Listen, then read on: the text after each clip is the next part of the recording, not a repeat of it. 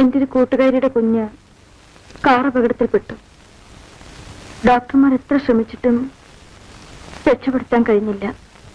അല്ല, അത് ഞാൻ എന്ത് ചെയ്തു? ഞാൻ നിരപരാധിയാണ്. എന്താ രവിയേട്ട ഇങ്ങനെ? അല്ല, ഞാൻ വേറെ എന്തൊക്കെയോ ആലോചിച്ചു പോയി നിന്റെ വിഷമം കണ്ടിട്ട്.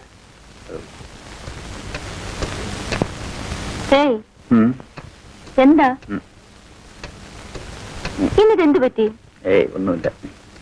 എന്തോ ഉണ്ട്. ഒന്നുമില്ലെന്നേ.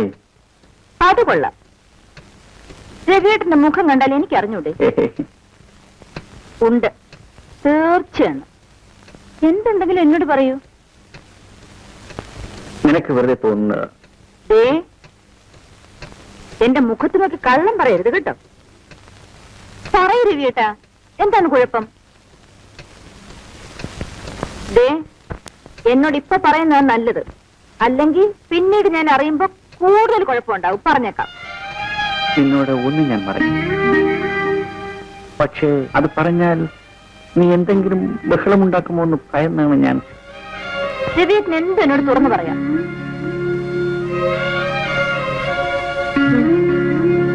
പറഞ്ഞാൽ നീ ദേഷ്യപ്പെടുമോ? ഇല്ല, എല്ലാം പൊറുക്കാനും സഹിക്കാനും എനിക്ക് കഴിയുമെന്ന് രവിയേട്ടൻ അറിയാമല്ലോ. പറയൂ. ഞാൻ പറയാം, പക്ഷേ മരിച്ചുപോയ എന്റെ അച്ഛനും അമ്മയുമാണ്. ഈ കാര്യത്തിൽ ഞാൻ നിരപരാധിയാണോ അല്ലയോ എന്ന് നീ കേട്ടിട്ട് പറ. കാര്യം പറയൂ രവിയേട്ടാ, പറയൂ രവിയേട്ടാ. ഞാൻ പാട്ട് വെച്ചുകൊണ്ടിരിക്കുമ്പോഴേ നമ്മുടെ മാലതി ബാത്റൂം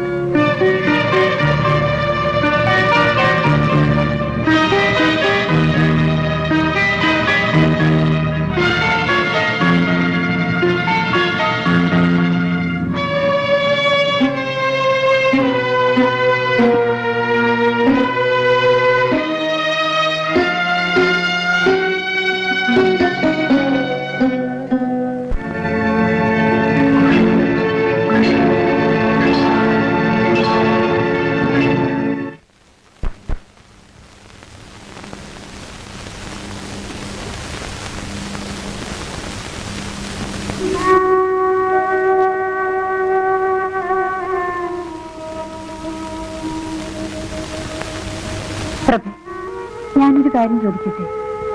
ചെവിക്ക് കുട്ടിയെ കാണാൻ ആഗ്രഹമില്ലേ? എനിക്കറിയില്ല അമ്മന. ബാബുമോന് അച്ഛനെ കാണണമെന്ന് പറയാറില്ലേ? ഇല്ല. അയാളെക്കുറിച്ച് ചോദിച്ചപ്പോഴൊക്കെ ഞാൻ അവനെ ഉപദ്രവിച്ചിട്ടുണ്ട്. എന്നെ പേടിച്ച് അവനിപ്പോൾ അക്കാര്യം ചോദിക്കാറേ ഇല്ല. പ്രഭേ, ഞാനിങ്ങോട്ട് ട്രാൻസ്ഫർ ആയെന്ന് കേട്ടപ്പോൾ ഏറ്റവും അധികം സന്തോഷിച്ചത് ഞാനാണ്. പക്ഷേ അവനെ ഒരിക്കലും ഇവിടേക്ക് തിരിച്ചു വരരുതെന്ന് ആഗ്രഹിച്ചവളാണ് ഞാൻ. പക്ഷേ ആഗ്രഹിച്ചൊന്നുമല്ലല്ലോ ജീവിതത്തിൽ സംഭവിക്കുന്നത്.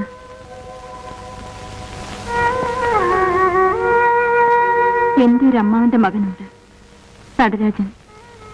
ചെറുപ്പത്തിലെ നാടുവിട്ട അവൻ ഈടെ തിരിച്ചെത്തി. അവന്റെ ശല്യം സഹിക്കാൻ വയ്യാതായപ്പോഴാണ് ഞാൻ ട്രാൻസ്ഫർ എഴുതി കൊടുത്തത്. കിട്ടിയത് ഇവിടെയും. അയാൾ എന്നെ എന്തിനു ശല്യപ്പെടുത്തുന്നു? എനിക്കറിയില്ല. അയാൾക്ക് എന്നെ വേണം. എനിക്ക് അയാളെ പേടിയാണ്. എന്തും ചെയ്യാൻ മടിക്കാത്തവൻ. ചെറുപ്പത്തിൽ നിന്ദാപ്രാണികളെ ഉപദ്രവിക്കുന്നതായിരുന്നു അവന്റെ ഹോബി. ജീവന് യാതൊരു വിലയും കൽപ്പിക്കാത്ത രാക്ഷസൻ. ഏതായാലും ഇനി അയാളെ പേടിക്കേണ്ട ആവശ്യമില്ലല്ലോ. പടച്ചവനാണ് നിന്നെ ഇവിടെ എത്തിച്ചത്, നിങ്ങളെ ഒന്നാക്കാനായിട്ട്.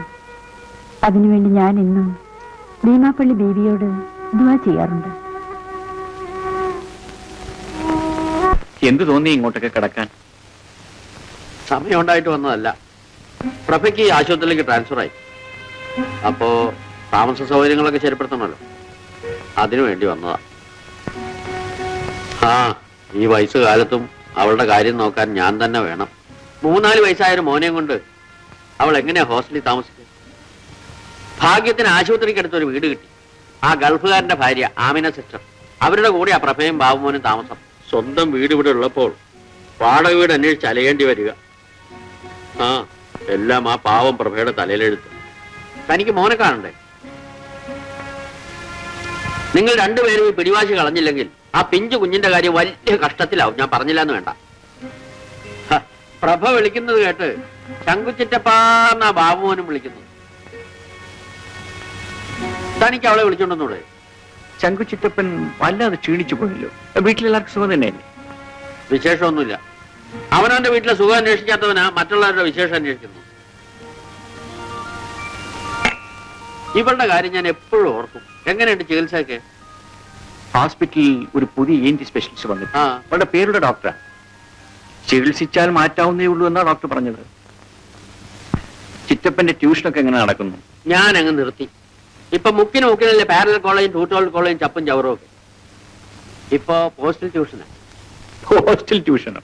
അതെ, 6 മാസം കൊണ്ട് ഏത് വിഷയവും തപാലിൽ പഠിപ്പിക്കാം. ഇപ്പൊ തന്നെ യോഗാഭ്യാസം, മാജിക്, ഡാൻസ്, കഥകളി ഇതെല്ലാം ഞാൻ തന്നെ പഠിപ്പിക്കുന്നുണ്ട്. കൊള്ളാം. യോഗാഭ്യാസവും കഥകളിയും ഒക്കെ തപാൽ വഴി പഠിപ്പിക്കുകയോ? ഞാൻ ഈ ട്യൂട്ടോറിയൽ ട്യൂഷൻ നിർത്തിയിട്ട് ഇത് തുടങ്ങാൻ കാരണം, ഒന്നാമത് ഈ തല്ലിപ്പൊളി പിള്ളേരുടെ മുമ്പിൽ പോയിന്ന് തൊണ്ട കയറണ്ട, രണ്ടാമത് അവരുടെ തന്തയ്ക്ക് വിളി കേൾക്കണ്ട. ആഴ്ചയിൽ ഒരിക്കൽ പാഠഭാഗങ്ങൾ എഴുതി പോസ്റ്റിൽ അയച്ചാൽ മതി. പരമസുഖം. നമുക്ക് വേറെ എന്തെങ്കിലും ജോലി നോക്കാം. ഏതായാലും ശങ്കുച്ചിറ്റമ്മന്റെ പരിപാടി കൊള്ളാം. ഇപ്പോ ഞാൻ മറ്റൊരു കോഴ്സിനും കൂടെ പ്ലാൻ ഇട്ടിരിക്കുക. അതെന്താ? നീന്തൽ. ചിറ്റപ്പൻ കുറെ കാശുണ്ടാക്കുന്ന ലക്ഷണമുണ്ടല്ലോ. എന്റെ രവി, കള്ളനോട്ടടിയേക്കാൾ ലാഭകരമായ ബിസിനസ് ആയെന്നറിയാമോ? Tutorial college. അതിനേക്കാൾ ലാഭകരമാണ് പോസ്റ്റൽ ട്യൂഷൻ. ഏതായാലും നല്ല കണ്ടുപിടുത്തം തന്നെ. ഇത് കണ്ടുപിടുത്തൊന്നുമല്ല. ഈ പറഞ്ഞ കോഴ്സുകളെല്ലാം ഞാൻ പോസ്റ്റിൽ കൂടെ പഠിച്ചുകൊണ്ടിരിക്കുക. അതിന്റെ കോപ്പികൾ എടുത്ത് വിദ്യാർത്ഥികൾക്ക് പോസ്റ്റ് ചെയ്യുക. വേറൊരു ഗുമസ്തന്റെ പണി. ആ പറഞ്ഞിരുന്ന് സമയം പോയത് അറിഞ്ഞില്ല. ചെന്നിട്ടൊരു 100 കൂട്ടം ജോലിയുണ്ട്. ഞാൻ ഇറങ്ങട്ടെ. അല്ല, ചായ കുടിച്ചില്ലല്ലോ. ഞാനേ ഒരു ആയുർവേദ മരുന്ന് കഴിച്ചുകൊണ്ടിരിക്കുക. ചായയും കാപ്പിയും വർജിക്കണമെന്നാണ് വൈദ്യരുടെ ഉപദേശം. ഞാൻ വരട്ടെ. മോളെ, ഞാൻ ഇറങ്ങുന്നു.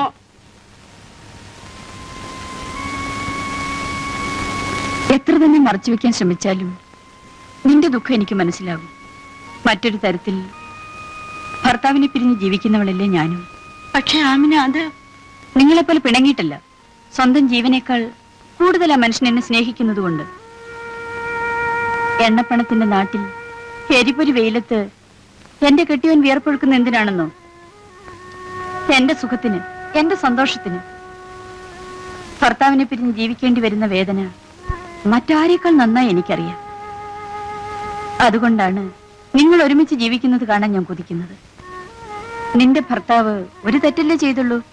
അത് തുറന്നു പറഞ്ഞ് മാപ്പ് ചോദിക്കുകയും ചെയ്തു. എന്നെപ്പോലും മറന്ന് ഞാൻ സ്നേഹിച്ച ആ മനുഷ്യൻ ഞാനില്ലാത്ത നേരത്ത് മറ്റൊരു പെണ്ണിനെ. അത് നിന്റെ കുഴപ്പം കൊണ്ടുകൂടിയാണ്. ഞാൻ എന്ത് ചെയ്തു എന്നാണ് പറയുന്നത്? മാലതി പോലെ ഒരു തെറിച്ച പെണ്ണിനെ നീ കണ്ണുടച്ച് വിശ്വസിച്ചെന്തിനാ? അതുകൊണ്ടാ കുഴപ്പമെല്ലാം പറ്റിയത്. എന്തായാലും നടന്നു. പ്രഭേ, പുരുഷന് കീഴടക്കേണ്ടത് പിടിവാശി കൊണ്ടല്ല, സ്നേഹം കൊണ്ട് തന്നെയാണ്. കുറെയൊക്കെ ക്ഷമിക്കുകയും സഹിക്കുകയും ചെയ്യേണ്ടത് നമ്മൾ പെണ്ണുങ്ങളുടെ കടമയാണ്. എന്തൊക്കെ ഞാൻ ക്ഷമിച്ചു, സഹിച്ചു. വയ്യ, ഇനി അയാളോടൊത്ത് ജീവിക്കാൻ